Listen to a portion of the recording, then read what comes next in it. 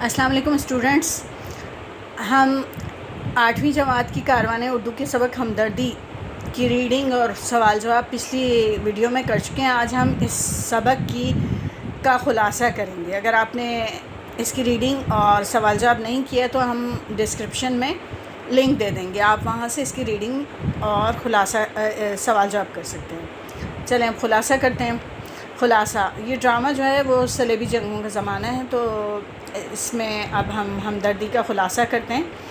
اس ڈرامے کے پہلے منظر میں ہم دیکھتے ہیں کہ ایک مجبور اور دکھی عورت خیمے کا پردہ اٹھا کر کہتی ہے کہ رچرڈ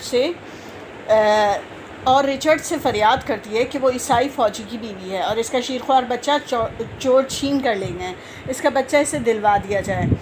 رچرڈ اسے کہتا ہے کہ صلاح الدین ایوبی کے پاس جاؤ، وہ مدد کرے گا۔ دوسرے منظر میں وہ عیسائی خاتون صلاح الدین ایوبی سے فریاد کرتی ہے۔ سلطان عیسائی خاتون کو تسلی دیتا ہے اور اپنے ساتھیوں کو چور کی تلاش کرنے کا حکم دے دیتا ہے۔ تیسرے منظر میں وہ شخص پیش ہوتا ہے جس کا کہنا ہے کہ شیرخوار بچہ اس نے چوری نہیں کیا بلکہ 5000 درہم میں خریدا ہے۔ سلطان صلاح الدین ایوبی 10,000 درہم میں وہ بچہ اجنبی سے خرید کر ماں کے حوالے کر دیتے ہیں۔ چوتھے منظر میں رچرڈ کو جب خبر ملتی ہے اس واقعے کی تو وہ کہتا ہے جن لوگوں کے پاس ایسی اخلاقی قوت ہو ان سے لڑنا خودکشی کے مترادف ہے۔